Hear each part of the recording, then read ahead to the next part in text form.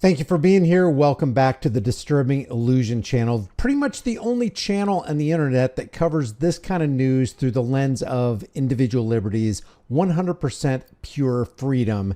And we don't immerse ourselves in the cult of personality, cognitive dissonance clown show under the WWE political big top. Who you're looking at right here is Democrat Senator from Washington, Patty Murry. She is your enemy, and she's going to be grilling FBI Director Kash Patel, who is also your enemy. And how do we know that Kash and Patty are our enemies? Because they swore to protect and defend the Constitution of the United States against all enemies, foreign and domestic, and they have become the very domestic enemies that are taking our freedoms away. How do we know? Well, I'll get to Kash Patel in a second. He's an absolute liar, cannot tell the truth to save his life. You can even see it in his eyes when he's not talking. Same with Patty, but Patty, just to give you something objective, Patty is pro-gun confiscation. This is a quote from Patty Murry. She said, "The investment in access to mental health will help stem the mental health crisis in our country that our country is experiencing. But let me be clear. We have to treat America's gun violence crisis as a gun problem." So she's saying that we have an inanimate object problem. So the solution to that problem is to ban certain firearms, AK-47s, AR-15s, high-capacity magazines, limit the age. She says it's not a mental health problem. We need universal infringement checks, a ban on assault weapons, which means criminalizing people who possess those assault weapons under a federal rule or a federal law, and more investment in community violence intervention programs. With that in mind, I'm continuing to work on a bipartisan package. Basically, she's also for, if you read up here, she's for the administration of red flag gun confiscation laws, but that ain't nothing compared to being the FBI director. Well, it is something, but it's nothing compared to being the FBI director who claims to be a libertarian, who continues to propagate and enforce Nixon's long failed, costly war on drugs, which isn't a war on drugs, fentanyl and all that. It's a war on the American people. And Kash Patel, Mr. Libertarian, is continuing that war against the American people. With that in mind, Patty is your enemy. Kash is your enemy. Let's watch this circus. The FBI does really crucial work to keep our nation safe, whether it's stopping criminal organizations or domestic terrorists, protects our nation's Oh, you mean like they did in Oklahoma City, like they did at Ruby Ridge, like they did at Waco, like they continue to do every day as they terrorize Americans under all these ridiculous gun and drug laws? It prevents cyber attacks, keeps our children safe from harm, and a lot more. So this is really sober work with extremely high stakes. And I'm concerned that instead of focusing on the incredibly important mandate to keep Americans safe and to help impartially enforce our laws under your leadership, Director Patel, the FBI has been weaponized to go after Americans who disagree with the president. FBI resources have been diverted away from combating terrorism. Tell me when the FBI was ever here to secure American rights. And by the way, it is not the government's job to keep you safe. What did Benjamin Franklin say? If you give up a little bit of essential liberty for politically promised security, which never comes, you deserve neither liberty nor security. It's not the government's job to keep you safe. It's the government's job to get out of the way and protect you as you go about your life and pursuing that life, liberty, and happiness. That's all. They're supposed to be protecting your rights, not infringing on your rights. That's what Congress does. They infringe on your rights. The FBI does it. The CIA does it. All the alphabet soup agencies that are extorting American tax cattle funds and filtering them into their various organizations, they're constantly trampling your rights. To focusing on immigration requests. And all of this, the diverted missions, the fewer resources, fewer agents, heightened politicization is happening now under your watch, and it is, I believe, making Americans less safe. Now, let me just start with the budget. If you want to make Americans more safe, get rid of the IRS and the income tax, just for starters. Member Van Hollen noted earlier, this hearing is being held without the FBI's fiscal year 2025 spend plan and a full budget request for fiscal year 2026. The spend plan is required by law. It was due to Congress over a week ago. We have not yet seen it. So Kash Patel is breaking the law by not getting back with them about this spend plan, which was due last week? That is really absurd. The FBI is our nation's leading law enforcement agency, a budget of $10.7 billion. It is critical that we understand how you are spending taxpayer dollars. So, Director Patel, when should we expect this FY25 spend plan for the FBI? Have you seen it? Have you reviewed it? When will we get it? I'll get you an answer, ma'am. I don't have a timeline on that. It was due last week by law. I understand. And your answer is you just understand. You're not going to follow the law? My answer is that I am following the law, and I'm working with my interagency partners to do this. I am following the law by not following the law. Kash is lying. It was due last week, and he's not going to do it. This doesn't mean I'm on Patty's side. So cool your jets, all you partisan hacks. I'm not on Kash's side. I'm not on Patty's side. I'm not on any of these government functionaries' side because they are pilfering money from you and I as we speak. But he violated his own law. And if you violated a law and the FBI goes after you, they're not going to accept your excuse like Kash Patel is accepting Patty and Congress to accept his excuse. Get you the budget that you are required to have.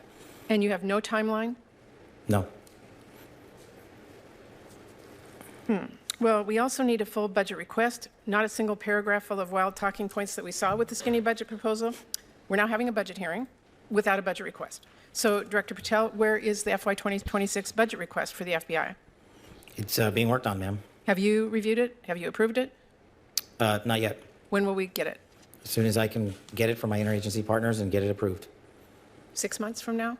I don't know, ma'am. I'm not Well, gonna how make do up the we as Congress do our budget and our work without that request and without the spend plan? timeline. Well, ma'am, I'm here. I'm don't doing the care. best I By can. the way, this is 4 days ago. I'm recording this on 5/12. So this happened on 5/8. I can't make up answers. I'm going to commit to you to work on getting you the information you need. That is insufficient and deeply disturbing. No response? I've given my response. Well, the FBI is already down 1,900 employees since 2023 as a direct result of the Fiscal Responsibility Act. And under the Trump administration, FBI agents, analysts, linguists, cyber experts, and scientists are being asked to do a lot more in order to keep us safe. Director Patel, we all know that budget cuts will reduce the FBI's ability to counter threats of terrorism, and it will hinder its ability to keep pace with firearm background checks and shutter operations that combat violent crime, drugs, gangs, and transnational organized crime. Now, I understand. Kash Patel should go, you know what? We've stopped using the FBI for that. We're not doing those anymore. Not going to happen. It's infringing on American rights, and I'm pro-American. That you told our House colleagues yesterday that you don't want to reduce the FBI workforce, meaning that you disagree with what President Trump is proposing?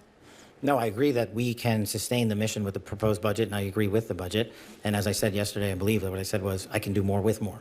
And I gave examples of a lot more we could do if we were given more. Well, it's different than what you told the House yesterday. So what are you communicating to the President and the White House about what you need? And again, we don't have a budget request from you, so I'm not sure what you're asking us for.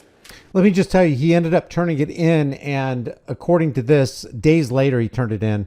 The White House budget recently submitted to Congress would cut FBI funding around 5%. Patel told members of the House that he would need $1 billion more than what the White House proposed. And he says, quote, in order to achieve the mission of the FBI, if we continue on the current trajectory outlined, we will not only have to eliminate 1,100 vacancies currently at the FBI, I'll have to fire more than 1,300 more people. A day later, Patel backtracked on his comment and said that he would make the mission work on whatever budget has been proposed to him. Quote, my view is that we will make and agree with this budget as it stands and make it work for the operational necessity of the FBI.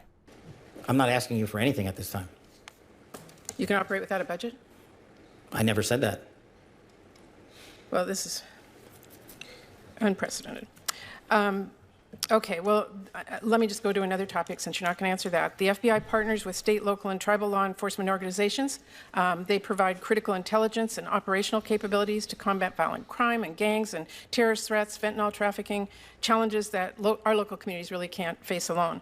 I'm going to give you an example. A few years ago, the Southeast Washington Safe Streets FBI Task Force worked with our Benton County and Franklin County Sheriff's Office, multiple Tri-Cities police departments, and the State Corrections Department to carry out one of the largest ever drug seizures in the region's history.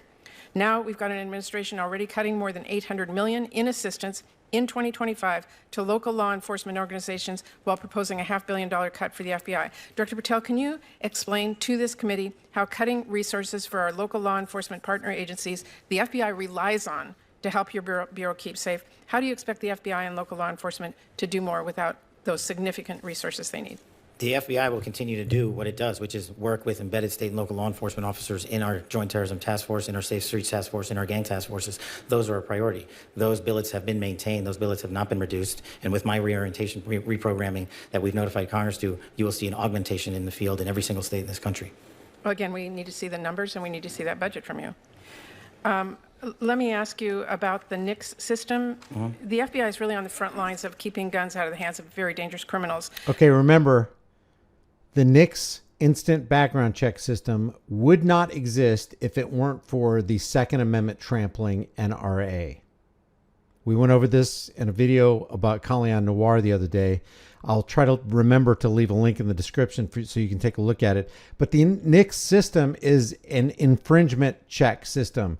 The way Kash Patel should respond to this line of questioning concerning the NICS system is, oh, we're going to eradicate that because it's unconstitutional. It's none of our business who gets what. And besides that, the government doesn't grant permission to individuals who are in America because you're born with unalienable rights, which means they have rights that the government can't give them and can't legitimately take away. But that's not going to be his answer. The NICS serves a really critical role in enhancing national security and public safety by conducting background checks. You know this. They are supported by the vast majority Infringement checks. Let's just call it what it is. of American people. And I wanted to ask you this morning, will you commit to continuing to fund and run the FBI background check system? Yes. Thank you. I want to ask one final question here, Mr. Chairman. I want to talk again about how the FBI is focusing its resources. President Trump has turned the Department of Justice into a tool to go after his perceived enemies, and many of the actions we have now seen at the FBI are alarming. The FBI has reassigned and... Seems like that's what the Democrats were doing to Trump, too. But again, it's all a dog and pony show under the big WWE big top, where the central Zio International Banking Cartel controls all of the politicians through 12,000 lobbyists and special interest groups and corporate oligarchs, and they run the whole show. But you're expected to believe that it's red versus blue. Well, nothing could be further from the truth. And you can see that in Trump. It's concerning to me that so many people were hoodwinked by such an obvious charlatan as Donald Trump. Can you imagine if somebody comes on the scene actually speaking lies that sound believable? Trump isn't even believable, especially in his second term because of all the damage that he did in his first term. Father the vaccine, I like take the guns first, due process second, instituting red flag gun confiscation laws, and funneling $6.2 trillion to the corporate elitists, including the big pharma industrial complex, giving massive raises to the military industrial complex and the defense contractors, just to name a few. So when we have the second term come around, you would think that people wouldn't be hoodwinked because they're like, I am not going to vote for the father of the vaccine. I am not voting for the guy who signed with one signature a $6.2 trillion CARES Act into existence, which flushed a ton of money down the drain and got the ball rolling for the inflation that would come 2 or 3 years later under the Biden administration. Pushed out career FBI agents for political reasons. We have seen fear and intimidation promoted throughout the Bureau, including by polygraphing your own staff. We've seen the arrest of a sitting judge in Wisconsin. And during your confirmation hearing, you committed that there would be no politicization, no retribution at the FBI under your leadership. You've reportedly placed FBI employees responsible for investigation January 6 cases on leave. Is that keeping up your promise of no politicization, no retribution? It is, because that's wildly inaccurate. Let me tell you what the FBI has done since I got there. 8,276 federal arrests, to 820 kilograms seized of fentanyl. That's enough to kill 250,000 people. Over 3,000 firearms seized, 350 gang cases, 3,000 cases against violent... Firearms seized? Well, that's not my question. We know that you... Well, you asked if I was weaponizing the FBI, and I am not. I'm giving you the hard, concrete examples of the men and women putting handcuffs on bad... Saying what you're doing to bad people does not mean you're not also at the same time weaponizing. It's so childish. People doing harm to our children and innocent Americans. I do not see weaponization. You have placed on leave FBI employees responsible for the investigation of January 6th. That sounds political to me. I have not placed anyone on leave who has not violated their ethical obligation or their oath to the Constitution. So if they were investigating January 6th, you believe they were violating an ethical obligation? Nope. I think the common theme here is you putting words in my mouth, and I'm not going to tolerate it, nor will the men and women of the FBI.